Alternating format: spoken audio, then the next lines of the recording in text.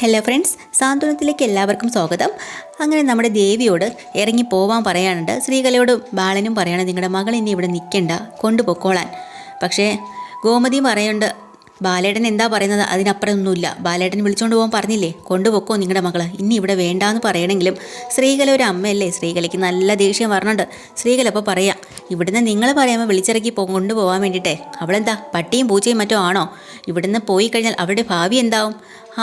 അപ്പോൾ ബാലൻ ചോദിക്കുകയാണ്, അത് ശരി, നിങ്ങളുടെ മകളുടെ ഭാവിയെക്കുറിച്ചാണ് നിങ്ങളുടെ ആശങ്കയല്ലേ? നിങ്ങളും നിങ്ങളുടെ മകളും കൂടി ചേർന്ന് എൻ്റെ മകനോട് ചെയ്ത ചതി, അതിന് എൻ്റെ മകൻ്റെ ഭാവിയല്ലേ തകർന്നത്? ഇതെല്ലാം കൂടെ ചേർത്ത് വെച്ച് ഞാൻ പോലീസിലൊരു പരാതി കൊടുത്താലുണ്ടല്ലോ, അകത്താകുന്നത് ആരാന്നറിയോ? അതിലേക്കൊന്നും ഞാൻ പോകാതിരിക്കുകയാണ്.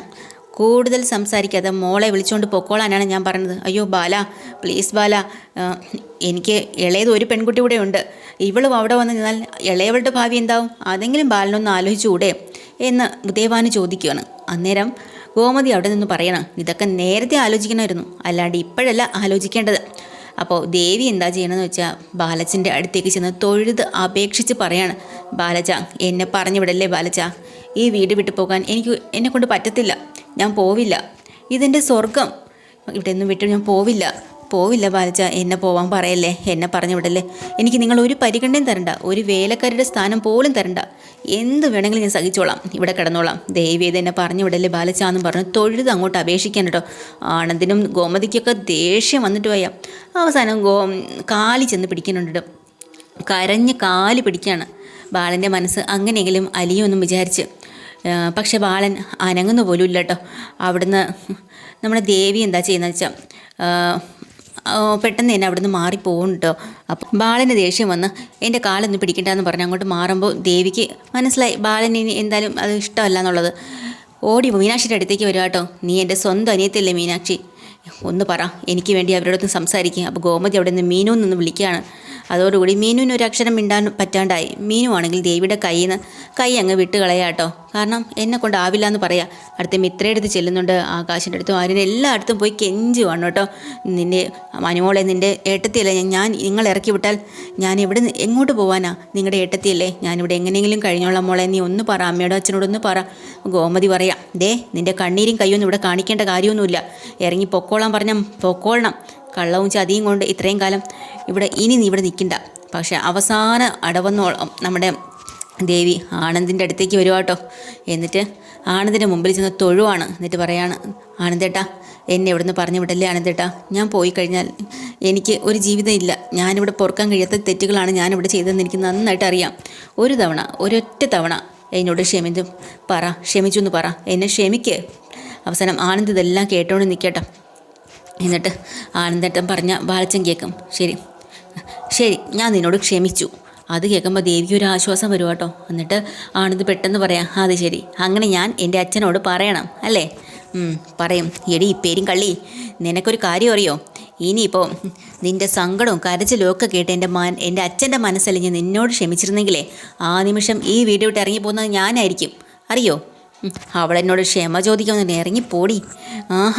അപ്പോൾ ശ്രീകലയ്ക്ക് ദേഷ്യം, എടാ നീ അങ്ങനെ ഇവിടുന്ന് ഞാൻ കൊണ്ടുപോവില്ല എൻ്റെ മോളെ, ഇവിടെയാണ് ഞാൻ അവളെ കല്യാണം കഴിപ്പിച്ച് അയച്ചിട്ടുണ്ടെങ്കിൽ ഇവിടെ തന്നെ നിൽക്കും അവൾ.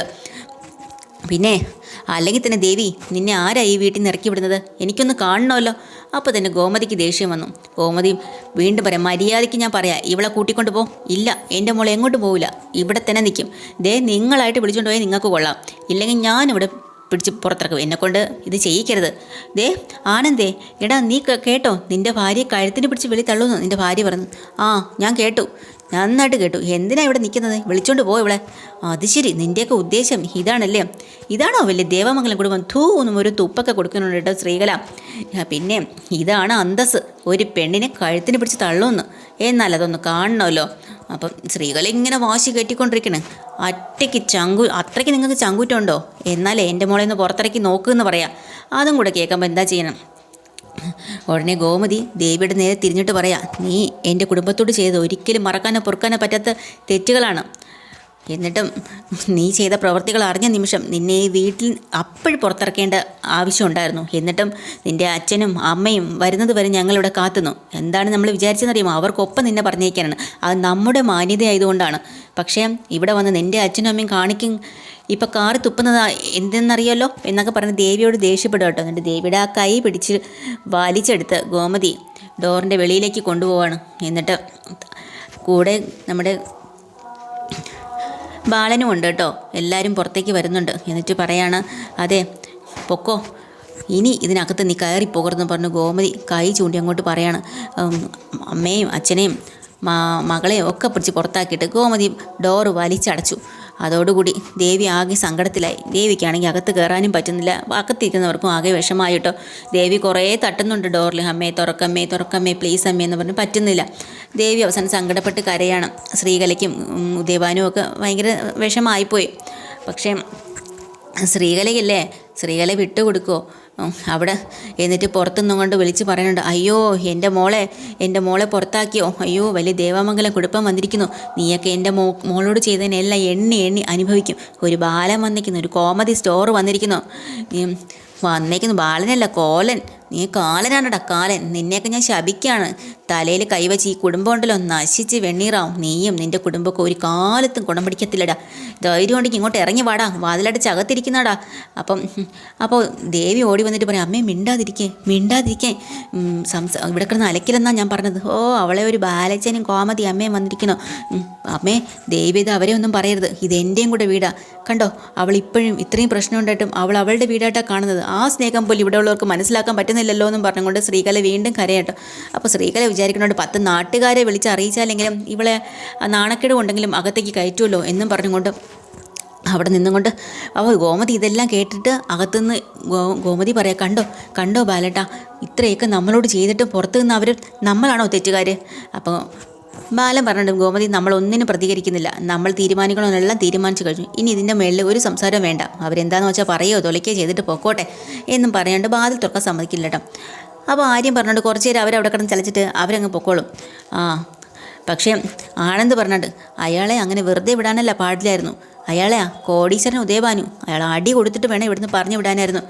അപ്പോൾ ആകാശ് പറഞ്ഞിട്ട് ഏട്ടാ അയാൾ പറഞ്ഞത് ഫുള്ളും ഫ്രോഡ് പരിപാടിയാണെന്ന് നമുക്കറിയാം, പക്ഷേ ഏട്ടൻ അയാളെ തല്ലിയാലുണ്ടല്ലോ നാട്ടുകാരെല്ലാം അയാളുടെ ഭാഗത്തേ നിൽക്കുള്ളൂ, അതുകൊണ്ട് ഏട്ടൻ അടിക്കും വഴക്കൊന്നും പോവല്ലേ എന്ന് അവർ അകത്തിരുന്ന് ഇങ്ങനെ സംസാരിക്കുന്നുണ്ട് കേട്ടോ. പുറത്ത് ദേവിയാണെങ്കിലും നിസ്സഹായ അവസ്ഥയിലായി. ദേവി പോകുന്നില്ല, ദേവി അവിടെ തന്നെ ഇരിക്കുകയാണ്. ശ്രീകലയും വിചാരിക്കുകയാണ് ഇനി 10 നാട്ടുകാർ അറിയട്ടെ, എന്നിട്ട് എല്ലാവരും അറിയട്ടെ എന്ന് പറഞ്ഞ് ആ കൃഷ്ണമംഗലത്തെ വീട്ടിനെ അങ്ങോട്ട് നോക്കിയിട്ട് അയ്യോ എൻ്റെ മോൾ ഒരു തെറ്റും ചെയ്തിട്ടില്ലേ, അല്ലെങ്കിൽ തന്നെ ഇതൊക്കെ ഒരു തെറ്റാണോ, എൻ്റെ മോളെ അടിച്ച് പുറത്താക്കി ഒരു ദേവമംഗലത്തെ വീട്ടുകാർ, അയ്യോ ആരെങ്കിലുമൊക്കെ ഒന്ന് വരണേന്നൊക്കെ പറഞ്ഞാൽ ആരും ഇല്ലേ ദൈവമേ ഈ നാട്ടിലൊന്നും ഒച്ചത്തിൽ കിടന്ന് വിളിക്കാട്ടോ. അച്യുതനും അനന്തനും അവിടുന്ന് കൃഷ്ണമംഗലത്തുള്ള എല്ലാവരും ഇങ്ങോട്ട് ഇറങ്ങി വരുവാട്ടോ. അപ്പം അച്ഛൻ നോക്കിയാണ്, അയ്യോ എന്താ സംഗതി അവിടെ ഒന്ന് നോക്കിയിട്ട് വരാമെന്നും പറഞ്ഞ് ഓടി വരും കേട്ടോ. അവർ കൊല്ലണ പോലെ കിടന്ന് വിളി, എന്നിട്ട് ഓടി വാ അമ്മേ ഓടി വാന്നും പറഞ്ഞ് ഇന്നലെ അമ്മയെ എല്ലാം വിളിക്കട്ടോ.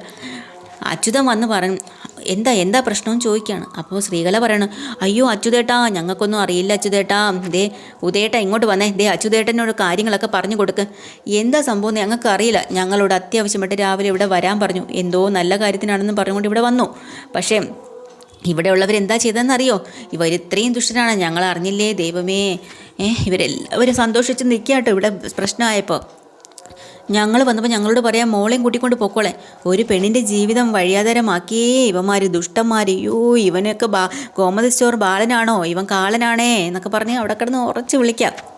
അപ്പോൾ അച്യുതൻ ചോദിക്കുകയാണ്, നിങ്ങൾ ഒരു കാരണമില്ലാതെ എന്തായാലും നിങ്ങളുടെ മകളെ ഇവിടുന്ന് അടിച്ചിറക്കി വിടുമോ എന്ന് അച്യുതൻ ചോദിക്കാട്ടോ. അയ്യോ ഒരു കാരണമില്ലെന്നേ, ഒരു കാരണമില്ല, എന്നാലും കാര്യം എന്താ നിങ്ങൾ ചോദിച്ചില്ലേ എന്ന് അച്യുതൻ ചോദിക്കുക. ഞങ്ങളെ മോള് ചെയ്ത തെറ്റ് എന്താണെന്ന് ഞങ്ങൾ ചോദിക്കാതിരിക്കുമോ, ഞങ്ങൾ ചോദിച്ചു, അവരൊന്നും മിണ്ടുന്നില്ല. ഇതെല്ലാം അകത്തിരുന്നിട്ട് ഗോമതിയും ബാലനൊക്കെ ടെൻഷൻ ആവുക കേട്ടോ, അച്യുതനല്ലേ ആള്. അപ്പം വീണ്ടും ഗോമതി പറയാം, കണ്ടോ നമ്മുടെ കുടുംബത്തോട് ഇത്രയൊക്കെ ചെയ്തിട്ടും ഉള്ള പച്ചക്കള്ളം പുറത്തുനിന്ന് വിളിച്ച് പറയുന്നത് കണ്ടില്ലേ, ഇത്രയും നാണം കെട്ട മനുഷ്യരുണ്ടാവോ, ബാലനാണെങ്കിലും കാത്തിരിക്കുക ഒരവസരം വരാൻ വേണ്ടിയിട്ട്. അപ്പം നമ്മുടെ അച്യുതൻ എന്താ ചെയ്യുന്നതെന്ന് വെച്ചാൽ ഒരു കാരണമില്ലാതെ ഒരു പെങ്കൊച്ചിനെ പിടിച്ച് പുറത്താക്കുന്നത് ശരിയാണോ എന്നിങ്ങനെ അവിടെ നിന്നുകൊണ്ട് ഉറച്ച് വിളിച്ച് ചോദിക്കുക. അപ്പോൾ ഗോമതി അകത്തുനിന്ന് പറയാ ബാലനോട്, കണ്ടോ അച്ചുവേട്ടൻ കാര്യങ്ങളൊക്കെ ഏറ്റെടുത്തിട്ടുണ്ട്, ഇനി പേരുതിയിൽ എണ്ണ ഒഴിക്കും, അതാ അയാളുടെ സ്വഭാവം.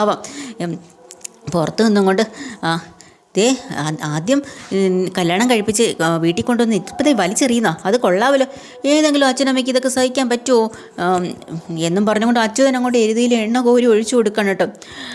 എന്തായാലും ശ്രീകല അവിടെ നിന്നുകൊണ്ട് വിളിച്ച് പറയും, ഇനി എന്തൊക്കെ ആയാലും ശരി തന്നെ, ഞാനേ ഇവിടുന്ന് പോവില്ല. ഞാനും എൻ്റെ മോൾ ഇവിടെ ഇരുന്ന് സമരം ചെയ്യും. ദേവി മോളുടെ കാര്യത്തിൽ ഒരു തീരുമാനം ഉണ്ടാക്കാൻ ഞങ്ങൾ ഒരിടത്തും പോയില്ലേ, ഇവിടെ തന്നെ ഇരിക്കും. അതാണ് നിലപാട്, വിട്ടു കൊടുക്കരുത്. അങ്ങനെ തന്നെ വേണം, നിങ്ങൾ സമരം ചെയ്യാൻ തന്നെ വേണം എന്നും പറഞ്ഞുകൊണ്ട് അച്യുതൻ. അപ്പോൾ ശ്രീകല ഓടിക്കൊണ്ട് വന്നിട്ട് പറയണം കേട്ടോ, അമ്മേ ഇങ്ങോട്ട് വന്നേ, അമ്മയും ഈ നാട്ടിലുള്ള എല്ലാവരും കേൾക്കാൻ വേണ്ടിയിട്ട് ഞാൻ പറയാം, ഞങ്ങൾ ഈ വീടിൻ്റെ ഫ്രണ്ടിൽ സത്യാഗ്രഹം ഇരിക്കാൻ വേണ്ടി പോവാണ് കേട്ടോ. അങ്ങനെ തന്നെ വേണം, അത് തന്നെ വേണമെന്ന് അച്യുതൻ എരി കയറ്റി കൊടുക്കണം. അങ്ങനെ ഇവർ മൂന്നുപേരും കൂടെ ആ വീടിൻ്റെ ഫ്രണ്ടിൽ അങ്ങോട്ട് കയറി ഇരിക്കാൻ തുടങ്ങി കേട്ടോ. ബാലനാണെങ്കിലേ ക്ഷമ നശിച്ചു. ഇവിടെ നിന്നുണ്ട്, ഇട ബാല കയറി ഒളിച്ചിരിക്കുന്ന, നീതി കിട്ടുന്നത് വരെ നിങ്ങൾ ഇവിടെ തന്നെ ഇരിക്കണം, ഈ ബാലനെ നാട്ടുകാരുടെ മുന്നിൽ നാറ്റിക്കണം എന്ന് പറയുമ്പോൾ ദേവി അവിടെ നിന്നുണ്ട്, വേണ്ട, ഒന്നും വേണ്ട, ദേവി ചെയ്ത് നിങ്ങളൊക്കെ ഒന്നും മിണ്ടാതിരിക്കുക. പക്ഷേ ദേവിയെ വഴക്ക് പറഞ്ഞ് അവിടെ ശ്രീകല ഇരുത്താണ് കേട്ടോ, ഒന്നും മിണ്ടാതിരി, എൻ്റെ മോൾക്ക് നീതി കിട്ടുന്നത് വരെ ഈ ഉദയവാൻ ഇവിടെ നിരാഹാരം കിടക്കുക, ഇവിടെ തന്നെ ഇരിക്കുമെന്ന് പറഞ്ഞു. അയ്യോ, അച്യുതൻ്റെ സന്തോഷം കാണണം. അവസാനം നമ്മുടെ ബാലൻ അങ്ങോട്ട് ദേഷ്യം വന്നു കേട്ടോ. ബാലനാണ് ഈ കതക് തുറന്ന് ഇങ്ങോട്ട് ഇറങ്ങി വന്നു. അന്നേരം ഇവരെല്ലാവരും കൂടെ ചാടി എണീക്കുകയാണ്. അപ്പോൾ ബാലൻ ഉദയവാണ്ട് പറയണം, എടോ, ചതിയേക്കാളും വലിയൊരു പാവം എന്താണെന്ന് തനിക്കറിയോ? ചെയ്തത് കൊടും ചതിയാണെന്ന് മനസ്സിലാക്കിയിട്ട് ഒന്നും ചെയ്യാത്തതുപോലെ വലിയ നിരപരാധിയെ പോലെ അഭിനയിക്കുക അല്ലേ? അപ്പോൾ ഓടി ഉദയവാൻ ചെന്നിട്ട് പറയാം, അയ്യോ ബാല, എൻ്റെ മോള് നിരപരാധിയാണ് ബാല, എല്ലാത്തിനും ഉത്തരവാദികൾ ഞാനും ശ്രീകലയാണ്, അല്ലാതെ അവളല്ല. ദേ, ഇനി ഈ കാര്യത്തിൽ സംസാരം വേണ്ട, മര്യാദയ്ക്ക് മോളെയും കൂട്ടിക്കൊണ്ട് പോകാൻ നോക്കാനാണ് പറഞ്ഞത്. ഇല്ല, എൻ്റെ മോളെ ഞാൻ ഇവിടുന്ന് കൊണ്ടുപോകുന്ന പ്രശ്നമേ ഇല്ല. കൊണ്ടുപോകില്ല അല്ലേ? ഇല്ല, പോവില്ല. എൻ്റെ മോളെ വീട്ടിലേക്ക് തിരിച്ച് കയറ്റില്ലെങ്കിൽ ഈ വീടിന് മുന്നിൽ ഞങ്ങൾ സത്യാഗ്രഹം ഇരിക്കുമെന്ന് പറയാട്ടോ. അതിനകത്ത് യാതൊരു മാറ്റമില്ല.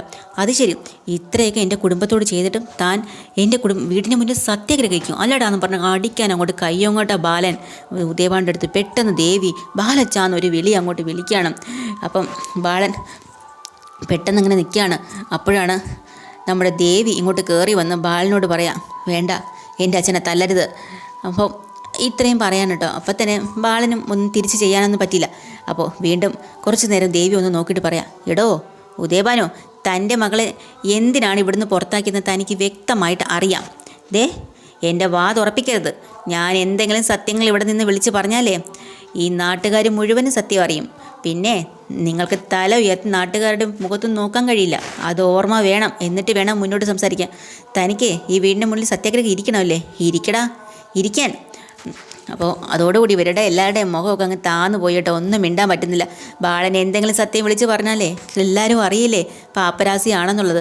ബാലൻ വീണ്ടും പറയുന്നുണ്ട്, നാണം കെടുന്നത് ഞങ്ങളല്ല, താനും തൻ്റെ മോളുമായിരിക്കും ഇവിടെ, തൻ്റെ കുടുംബം മുഴുവനുമായിരിക്കും നാണം കെടുന്നത്, മനസ്സിലായല്ലോ? അതുകൊണ്ട് മര്യാദയ്ക്ക് മോളെ വിളിച്ചുകൊണ്ട് ഇവിടുന്ന് പോകാൻ നോക്കുന്നു. അപ്പോൾ ദേവി പറഞ്ഞു, വേണ്ട ബാലച്ച, വേണ്ട, ഞങ്ങൾ പൊക്കോളാം, ഒന്നും വേണ്ട, ഞങ്ങൾ പൊക്കോളാം. അങ്ങനെ തൊഴുതിട്ട് ദേവി അച്ഛനെയും അമ്മയും വിളിച്ചും കൊണ്ട് അവിടുന്ന് ഇറങ്ങി പോവാണ് കേട്ടോ. പക്ഷേ അവിടെ നിന്ന് അച്യുതനാണെങ്കിൽ അയ്യോ ഇതുപോലൊരു നിരാശയില്ല കേട്ടോ. അങ്ങനെ അവരങ്ങ് കയറി പോവാണ്. അയ്യേ, വലിയൊരു സംഭവം ഇത്രയൊക്കെ ആയില്ലേ. എന്നിട്ടും പോയ വഴിക്ക് ശ്രീകല വിട്ടുകൊടുക്കുന്നില്ല. വീണ്ടും തിരിച്ചു വന്നിട്ട് പറയണം, എടാ ബാല, താൻ നോക്കിക്കോ, എൻ്റെ മോളുടെ കണ്ണീരിന്ന് വീണ ഓരോ തുള്ളി കണ്ണീരിനും ദേവമംഗലത്തുകാർ കണക്ക് പറയേണ്ടി വരും. ഇല്ലെങ്കിൽ ഈ ശ്രീകല ആരാണെന്ന് നീയൊക്കെ അറിയാൻ പോകുന്നേ ഉള്ളൂ. ദേവമംഗലത്തുള്ളവരെ കൊണ്ട് നക്ഷത്രം എണ്ണിക്കും ഞാൻ. ഇല്ലെങ്കിൽ എൻ്റെ പേര് നിൻ്റെ പട്ടിക്കിട്ടോടാന്ന് പറഞ്ഞിട്ട് പറയാട്ടോ. അപ്പോഴത്തേക്കിനും ബാലൻ വീണ്ടും ഇങ്ങോട്ട് ഇറങ്ങി വന്നിട്ട് ശ്രീകലയോട് പറയാം, കൂടുതൽ ഇങ്ങോട്ട് പേടിപ്പിക്കല്ലേ, നിങ്ങൾക്ക് ചെയ്യാൻ പറ്റുന്നത് എന്താണെന്ന് വെച്ച് ചെയ്തോ, ഞങ്ങളെ രണ്ടും കൽപ്പിച്ച് തന്നെയാണ് ചെയ്യും, ഞങ്ങൾ ചെയ്യൂടാ. ഈ ശ്രീകല നിൻ്റെ കുടുംബത്തിനെ തകർത്തിരിക്കും.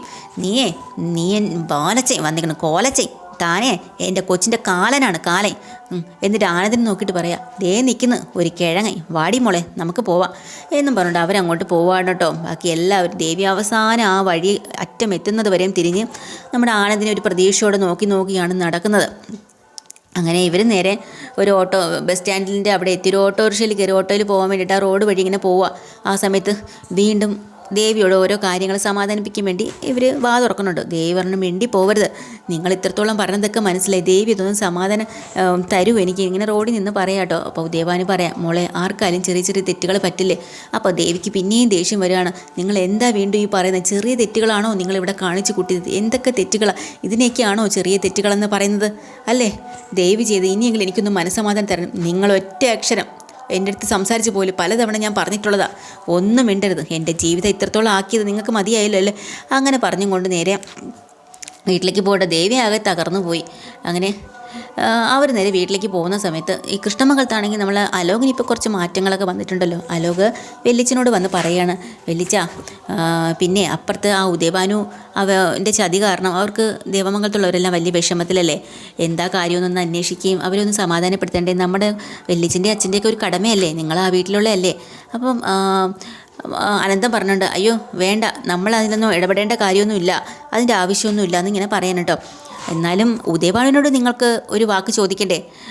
അപ്പോഴത്തേക്കും അച്യുതന് ദേഷ്യം വരും കേട്ടോ. അച്യുതൻ ഓടി വന്നിട്ട് പറയാണ്, എടാ നിനക്ക് എന്ന് മുതലായി ഈ ദേവമംഗലത്തുകാരുടെ ഒരു പ്രേമമൊക്കെ വന്നത്? അത് ശരി, അനുശ്രീയുടെ കേസ് പിൻവലിച്ചതിന് ശേഷമാണ് നിൻ്റെ മാറ്റങ്ങളൊക്കെ ഞാൻ ശ്രദ്ധിക്കുന്നത്. അന്നേ അവളുടെ കാല് പിടിച്ചപ്പോൾ എനിക്കൊന്ന് എൻ്റെ കരണത്ത് ഞാൻ തരണമെന്ന് തോന്നിയതാണ്. എന്നിട്ട് ഞാൻ ജയിലിൽ നിന്ന് ഇറങ്ങിയ സന്തോഷത്തിലാണ് ഞാൻ അതെല്ലാം വിട്ടത്. എന്തായാലും അപ്പുറത്തുള്ളവരോട് വലിയ സഹതാപമൊന്നും വേണ്ട. അനുശ്രീ കേസ് പിൻവലിച്ചു എന്ന് പറഞ്ഞാൽ ബാലന് ഞങ്ങൾ മാപ്പ് കൊടുക്കത്തൊന്നുമില്ല. പറഞ്ഞാൽ മനസ്സിലായോ നിന് അല്ലേ? അതേട്ടാ അവന് കാര്യങ്ങളൊക്കെ പറഞ്ഞു കൊടുക്കുക. അങ്ങനെ അച്യുതൻ പറയാട്ടോ. ഇതൊക്കെയാണ് ഇന്നത്തെ ഫസ്റ്റ് പാർട്ടിൽ. സെക്കൻഡ് പാർട്ട് ഉടനെ വരും. ചാനൽ ഇഷ്ടമായി ലൈക്ക് ചെയ്യുക, സബ്സ്ക്രൈബ് ചെയ്യുക. താങ്ക്